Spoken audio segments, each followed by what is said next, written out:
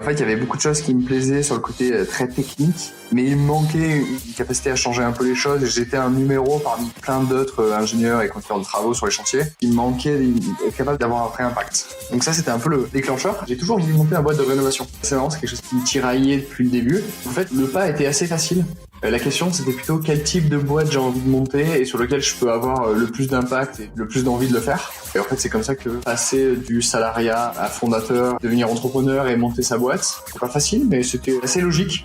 Et en fait, je voulais surtout pas avoir de regrets. Ça, je pense que c'est quelque chose qui est extrêmement important. C'est que je voulais être capable de me dire, j'y vais, je me lance, et au pire, dans 1 an ou 2 ans, je fais autre chose. Bienvenue sur l'Entrepreneur en vous, le podcast où vous allez découvrir comment démarrer et développer votre propre aventure entrepreneuriale.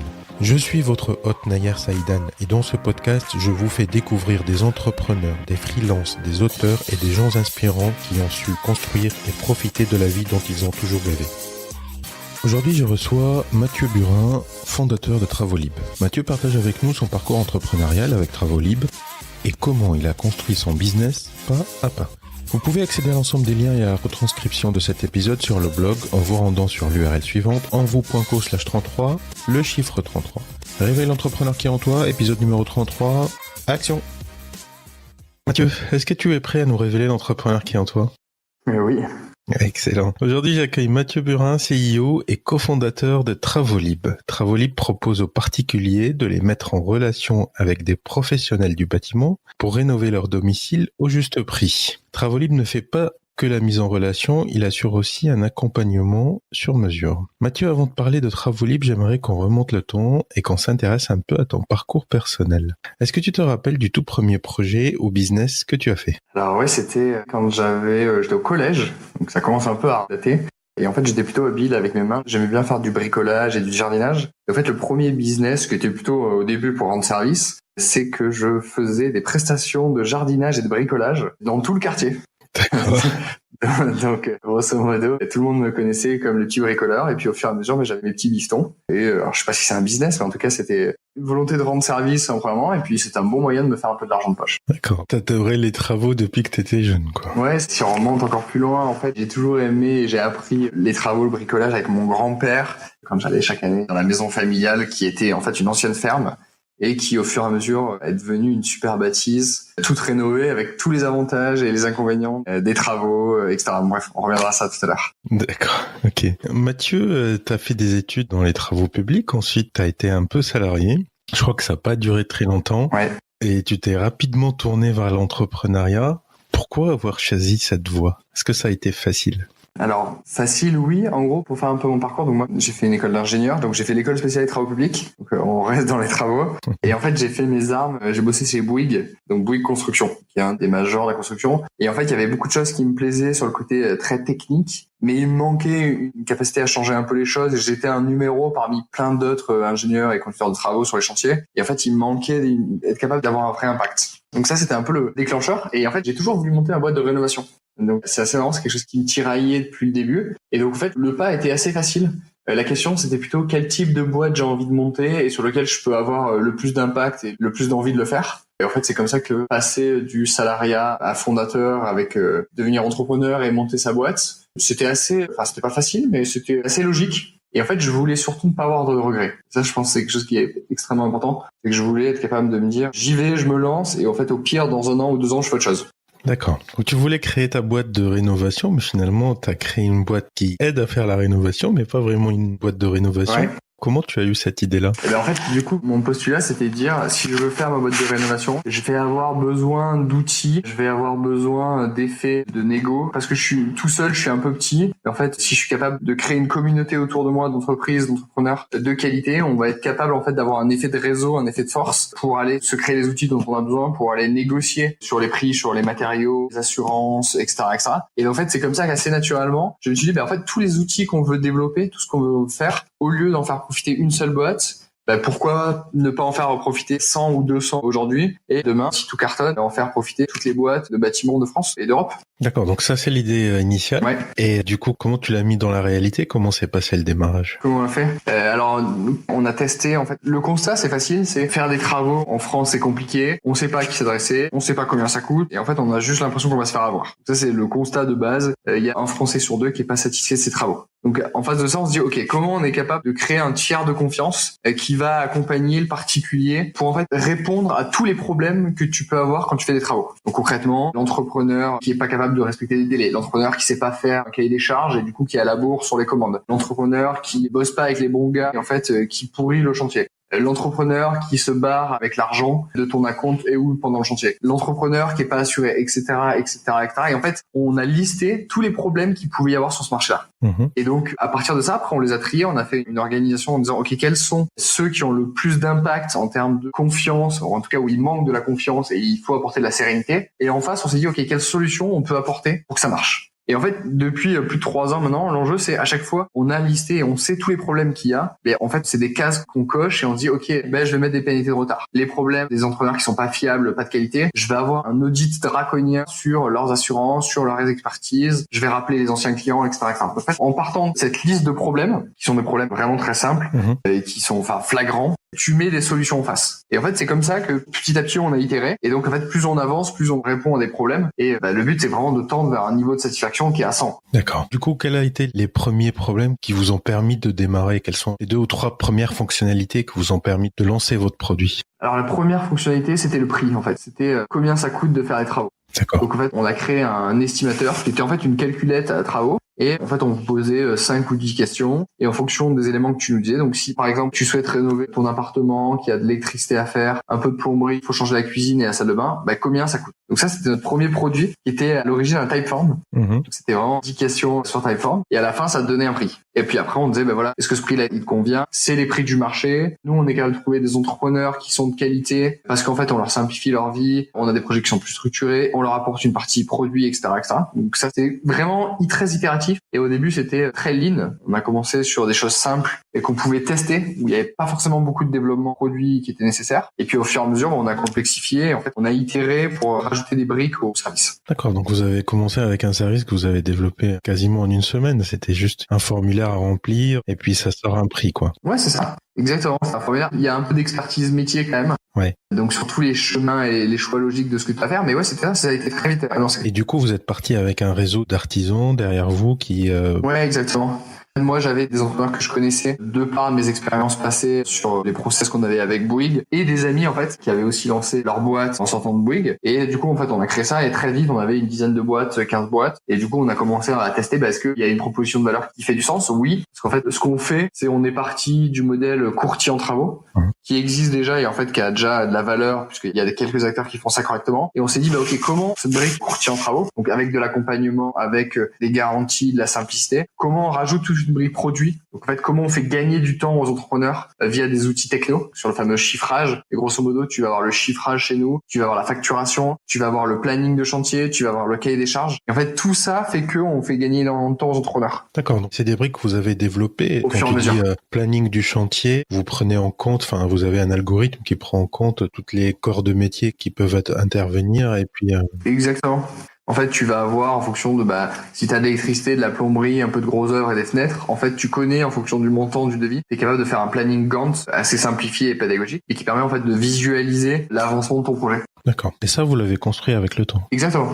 Et c'était vraiment des briques, faut le voir comme un process d'itération où en fait à chaque fois c'était des marches et à chaque fois qu'il y avait une marche qu'on montait, on en a ajouté une autre pour qu'en fait plus le service, plus la plateforme, donc plus Travolib en fait crée des outils à valeur ajoutée pour les entrepreneurs, plus en fait ça en bénéficie à tout le monde puisque le temps qui est gagné par l'un, en fait c'est du temps qui est gagné par l'autre et à la fin le temps c'est de l'argent. D'accord. Je reviens tout au début quand vous avez juste cette calculette. Comment vous avez décroché vos premiers clients? Sur du SEO principalement. D'accord. Donc on a toujours beaucoup aimé, en fait si tu cherches devis travaux en ligne, t'avais un bon jeu et quand même en fait le produit répondait bien. Assez vite on était en 2e, 3e position sur Google. En fait on a trouvé notre premier client assez vite. On a mis un peu d'AdWords, un peu de Facebook pour tester très vite. Puis après on a continué. Quand tu dis très vite, ça a pris combien? 2 mois, 3 mois ou beaucoup plus? Ouais, c'est ça, pour tester, on a mis, 2 mois, 2-3 mois. Ouais. D'accord. Et en fait, on s'est dit... Je suppose que les premiers contrats étaient stressants à mener, difficiles, compliqués. Tout ça. Après, il y a aussi l'hyper-excitation de vouloir faire quelque chose qui est nouveau, de vouloir changer les codes, de faire que toute cette satisfaction soit hyper élevée. Et donc, en fait, ce qui est génial, c'est que quand t'as pas beaucoup de volume au début, tu peux te permettre de dépasser sur tous les chantiers, de poser 100 milliards de questions de façon très bienveillante en disant, on veut être capable de créer le meilleur service possible. Et en fait, les gens, c'est un secteur qui est tellement anxiogène. Ouais. que les gens, ils sont hyper ouverts. En fait, ils disent, bah oui, avec plaisir pour t'aider. Voilà les trucs que vous pourriez améliorer. Ah, dans l'idéal, ça pourrait être ça. En fait, les gens ont beaucoup d'idées sur les travaux. C'est pas sur un secteur où, en fait, ce qu'on fait, l'innovation, elle est pas tant dans la façon de faire, elle est plutôt dans tous les services que tu peux ajouter pour simplifier la vie à tout le monde. Et donc pour apporter de la confiance. Donc c'est facile de faire parler le client pour savoir les prochaines fonctionnalités, quoi. Oui, exactement. C'est excellent. Mathieu, je suppose que vous avez eu quelques chantiers difficiles. Comment vous gérez ça? Comment vous avez géré ça tout au début? Et puis comment vous êtes amélioré avec le temps? Alors au début, on n'a pas eu trop de chantiers difficiles, parce qu'en fait, on avait 5-10 entreprises qu'on faisait tourner tout le temps, et en fait, on les connaissait sur les doigts de la main. Ouais. Et en fait, il y avait suffisamment peu de volume pour que t'aies pas trop de problèmes. En fait, on a commencé à avoir un peu des sujets, un peu de volume, parce qu'il fallait industrialiser après notre première levée de fonds, parce que C'est au bout de combien de temps? c'était au bout d'un an. D'accord. En fin 2016, on a levé. Et donc, du coup, une grosse accélération commerciale. Et du coup, bah, forcément, l'équipe est moins staffée. Il y a plus de pros qu'on connaît un peu moins. Donc, en fait, on a dû tout reprendre, tout processiser sur, OK, comment je sélectionne les bons entrepreneurs, mais avec plus de volume. Comment j'accompagne pour que le suivi de chantier, il soit nickel. Et après, c'était aussi une expertise sur, typiquement, là, on a sorti quelque chose il y a un mois, et qui est une garantie qu'on a co-créée avec AXA. Typiquement, tu es capable de garantir tes travaux jusqu'à 500 000 euros. En fait, c'est une garantie qu'on a créée, qui est un peu l'équivalent d'une garantie sur des maisons individuelles qu'on a créée pour la rénovation. Et en fait, ce truc-là, il est unique en France, donc on est seul à l'avoir. Et ça fait plus d'un an et demi qu'on discute en disant, avec tous les retours, tous les allers-retours qu'on a eu avec nos chantiers, les points de friction qu'on pouvait améliorer. Parce qu'en fait, des fois, il faut bien imaginer que les travaux, tu as toujours un petit grain de sable qui va se mettre dans la machine. Et en fait, ta capacité à enlever ce grain de sable est aussi importante que le fait qu'il n'y ait pas de grain de sable. Parce qu'après, du coup, ça devient une machine qui est bien huilée. Et en fait, tu peux être capable de prévoir les moments où, faut que je fasse attention. Là, ça se passe super bien. Et du coup, t'itères sur ça. D'accord, excellent. Du coup, Mathieu, est-ce que tu peux nous dire quelles sont les choses qui vous différencient de la concurrence, qui vont faire que vous progresserez plus vite ou mieux que vos concurrents? En fait, en concurrent historique, on a des concurrents qui étaient on avait des sites de devis. Et les sites de devis, en fait, ont une proposition de valeur qui est extrêmement faible. Enfin, le site de devis, c'est quoi? C'est, je chope les coordonnées d'un particulier qui souhaite faire du devis. Et en fait, je les vends au plus grand nombre d'entrepreneurs possible. Donc 3, 4 ou 5. Donc c'est du lead. Donc l'entrepreneur, il paye pour ça. Et en fait, je me retrouve harcelé. Parce qu'une fois que moi, entrepreneur, j'ai payé 30, 40, 50, 100 euros pour avoir tes coordonnées, je vais te rappeler 10 fois et je vais pas te lâcher. Donc, en fait, l'expérience est assez négative, mais en même temps, si on se met à la place du site de devis, ça va être, c'est ultra simple parce que c'est très rentable. En fait, ils ont inventé l'annuaire 2.0. T'avais les pages jaunes, t'as eu les sites de devis. Et nous, on se dit, OK, comment on crée la plateforme clé en main, qui est la version 3.0 où, en fait, t'as de l'accompagnement. Donc, l'enjeu chez nous, c'est de dire, la technologie permet d'avoir un accompagnement sur mesure, at scale, puisque tu n'as pas le coût qui est associé. Tu n'as pas le coût d'un architecte ou de quelqu'un qui suit ton chantier. Alors qu'en fait, t'as toute la structuration de ton projet comme s'il y avait quelqu'un qui le suivait et qui était dédié. Donc c'est ça en fait l'enjeu, c'est de dire on va être capable de proposer et on est capable de proposer un service qui a 10 fois plus d'accompagnement, de garantie, de sécurité en fait pour le même prix. D'accord, excellent. J'ai vu aussi, Mathieu, que vous proposez différentes formules, un accompagnement avec un architecte, je crois, des choses comme ça. Ouais, exact. Du coup, ça complexifie la tâche. C'est-à-dire qu'il faut... Est-ce que vous avez des gens en interne qui font ça ou est-ce que vous faites appel à des cabinets d'architecture externes? Ouais. Alors en fait, pour expliquer un peu l'historique, au début, on n'avait qu'une offre qui était en fait l'équivalent de l'offre essentielle, qui était dans l'offre essentielle, il y a quoi? Il y a je te trouve les bons entrepreneurs qui sont fiables, qui sont de qualité, qui s'engagent sur les délais avec des pénalités de retard. Tous les paiements sont sécurisés. On est accrédité Banque de France pour pouvoir faire passer les paiements chez nous. Et tu as quelqu'un chez nous qui fait le service client au téléphone. D'accord. Et avec une conversation type WhatsApp sur laquelle tu suis ton chantier. Donc ça, c'était la version de base jusqu'à 2018. Et en fait, on s'est rendu compte que les gens étaient énormément demandeurs de quelqu'un qui se déplace physiquement pour les aider. Et donc c'est là où on a créé en fait ce qu'on appelle maintenant l'option travaux planeur. L'option travaux planeur, c'est que vous avez quelqu'un qui est chez nous. Donc c'est vraiment des salariés travaux libres. En général, ce sont des anciens chefs de chantier qui ont bossé chez Bouygues, Vinci ou Eiffage. Et en fait, ils ont eux la connaissance et l'expertise technique. Et l'enjeu, c'est de dire, comme on a 15 ou 20 chantiers dans une zone, j'ai une bêtise, mais Paris Sud, en fait, notre travaux planeur, il va être capable de faire ces 15-20 chantiers en parallèle en 2-3 jours. Donc l'enjeu, c'est de dire, tu as une énorme productivité parce que pour l'entrepreneur, c'est plus rassurant. Pour le particulier, il y a quelqu'un qui se déplace une fois par semaine sur le chantier pour l'accompagner. Et en fait, il y a des plannings de chantier, il y a des comptes rendus qui sont réalisés par quelqu'un en physique. En fait, on a juste fait évoluer notre offre. Et en fait, c'est des options premium. La partie travaux planeur avec le suivi de chantier et la partie architecte sont des offres premium qui permettent juste de dire, si tu n'as pas le temps ou tu ne souhaites ne pas t'en occuper, nous, on peut le faire. D'accord. C'est un peu le modèle de quand tu loues une voiture, t'as la version où si t'as un accident ou s'il y a un problème, c'est toi qui payes tout. Et puis après t'as des versions premium où tu t'occupes de rien et le mec qui vient te chercher. Du coup, vous êtes un peu transformé, vous êtes plus vraiment une start-up tech. Il y a une dimension travaux qui est rentrée en jeu maintenant.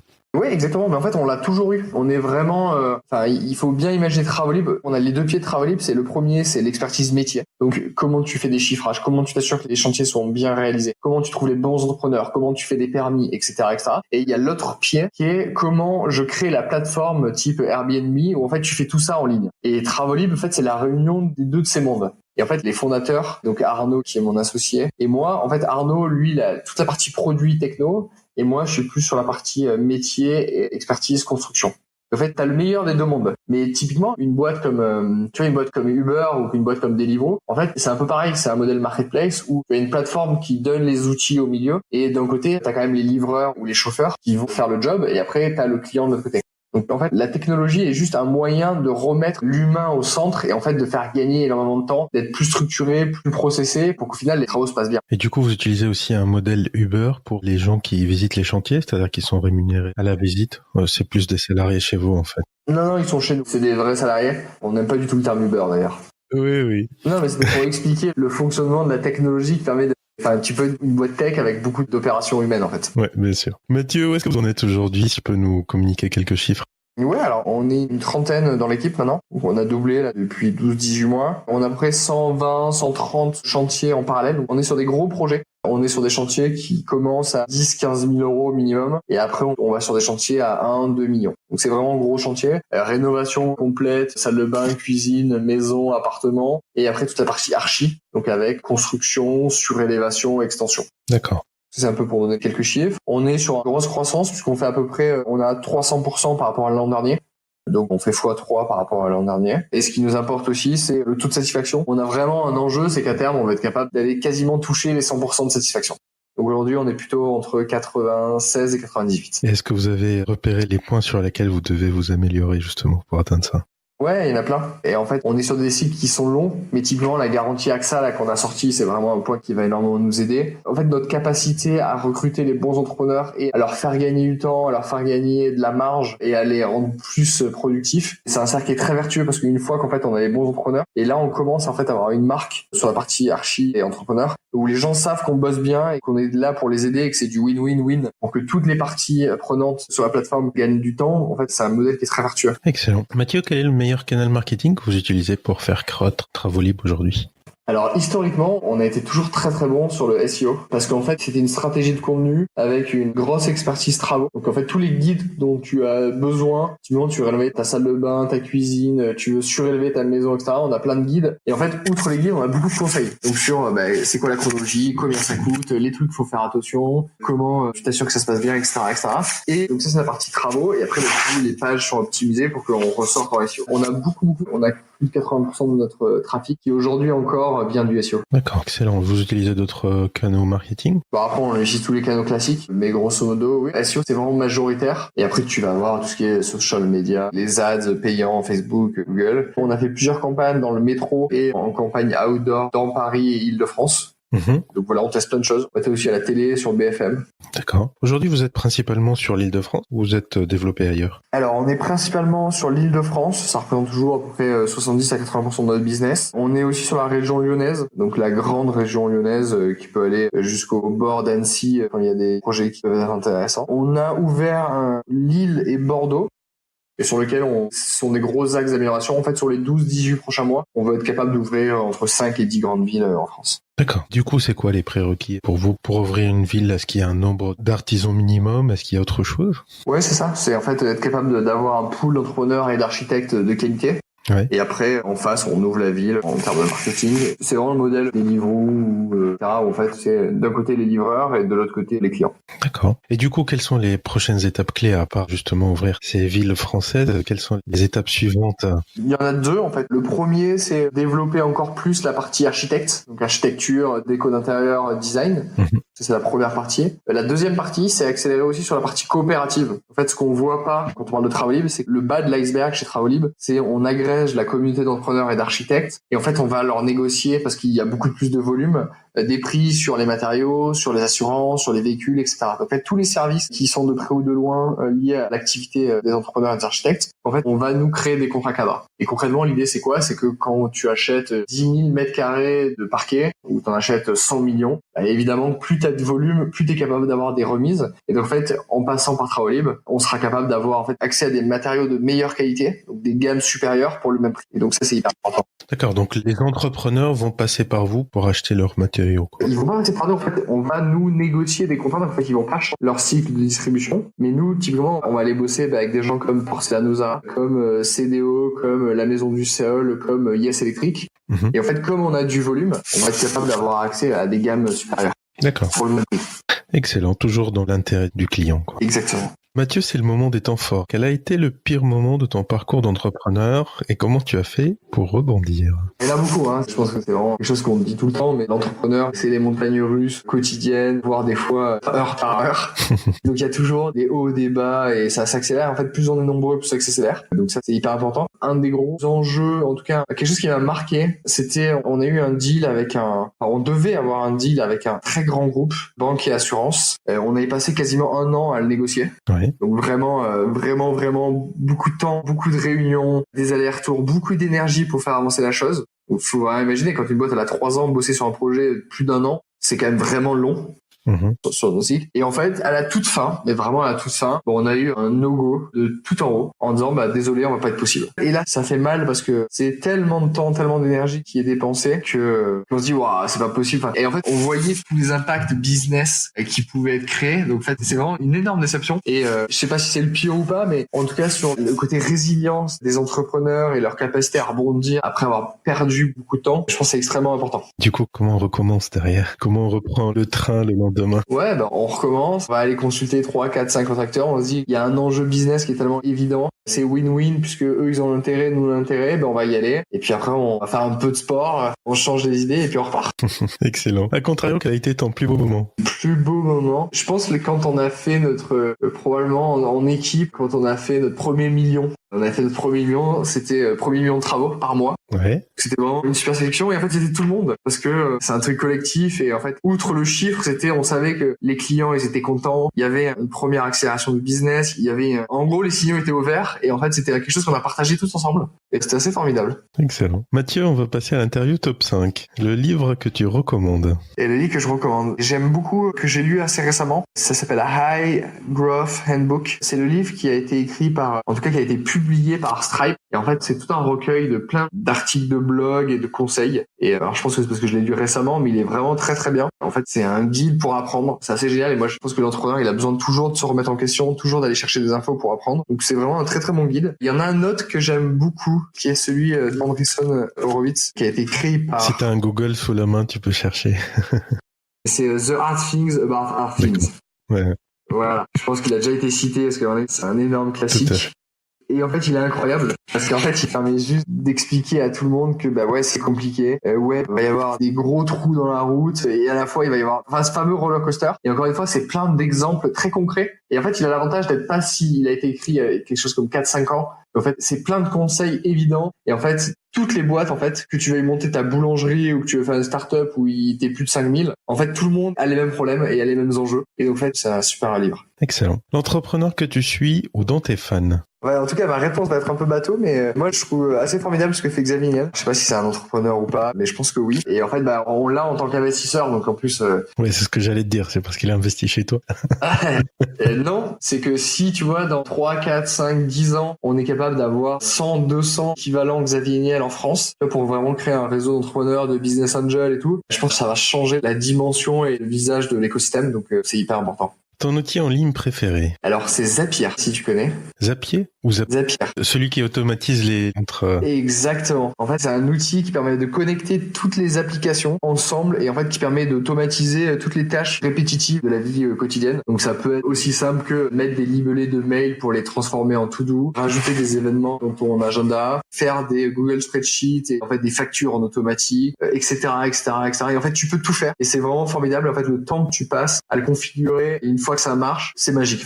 Nous, on a lancé Travolib il y a 3 ans avec du Zapier de tous les côtés. On avait quelque chose comme 50 ou 100 apps qui fonctionnaient en même temps. Et en fait, c'était une usine, mais qui marchait très bien. Et du coup, on avait quasiment pas de développeurs. Et c'est vraiment un super outil de productivité, que ce soit d'ailleurs en pro, mais aussi en perso. D'accord, excellent. Qu'est-ce qu'il y avait dans ces 50 tâches-là? Il y avait de la facturation, Il y avait de la facturation, t'avais du mail automatique, t'avais Strikingly à l'époque. Notre site était sur Strikingly. On était sur Mailchimp. D'accord. Moi, j'avais mes tâches Asana qui étaient connectées à mon Gmail, etc., etc. Donc, il y en a vraiment des centaines. D'accord.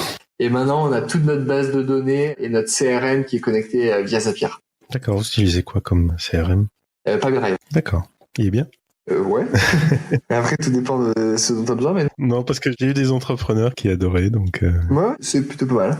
D'accord. Ton premier conseil pour quelqu'un qui aimerait se lancer aujourd'hui? Aller parler à 50 clients ou 100 pour tester le problème. En fait, c'est résoudre un problème, en tout cas identifier un problème, aller parler de ce problème avec 50 ou 100 clients et après itérer, pas perdre de temps à développer et croire qu'il faut un produit pour tester quelque chose, juste aller le tester, le faire à la mano. Donc le do things that don't scale, tester, itérer et après en fait profiter de tout ce que tu apprends pour que tu fasses progresser ton produit et tes services. Le meilleur investissement que tu as réalisé pour faire croître ton business, ça pourrait être un investissement en termes de temps, de moyens humains, de moyens financiers, un produit, un service. Ouais, c'est assez marrant comme question. On a fait un recrutement qui était vraiment, que maintenant je conseille vraiment à tout le monde. En fait, on avait recruté une talent et happiness officer. Et donc concrètement, en fait, elle nous avait énormément aidé sur la partie recrutement, mais en fait surtout accompagnement, onboarding. En fait, on oublie que le recrutement, c'est pas que juste recruter quelqu'un. En fait, les 3 mois avant le recrutement sont aussi importants que les 3 mois après ou les 6 mois après le recrutement, où en fait il y a un onboarding, il y a un accompagnement, expliquer la culture, expliquer comment la boîte fonctionne, donner les outils pour que les gens se sentent bien, soient heureux, soient le plus productif et le plus indépendant possible. C'est probablement un des meilleurs trucs qu'on a fait. Et juste pour, on était que 7 à l'époque. Ça permet vraiment de se dire, si l'enjeu c'est être capable de vouloir grossir et accompagner tous les collaborateurs pour que tout le monde soit le plus heureux et le plus content de venir bosser, donc du coup en fait le plus efficace et maximiser l'impact de tout le monde, c'était un super recrutement. Excellent, merci Mathieu. Est-ce que tu pourrais dire à nos auditeurs où est-ce qu'ils peuvent te suivre? Ils peuvent nous suivre sur Twitter ou LinkedIn, en tout cas moi avec grand plaisir.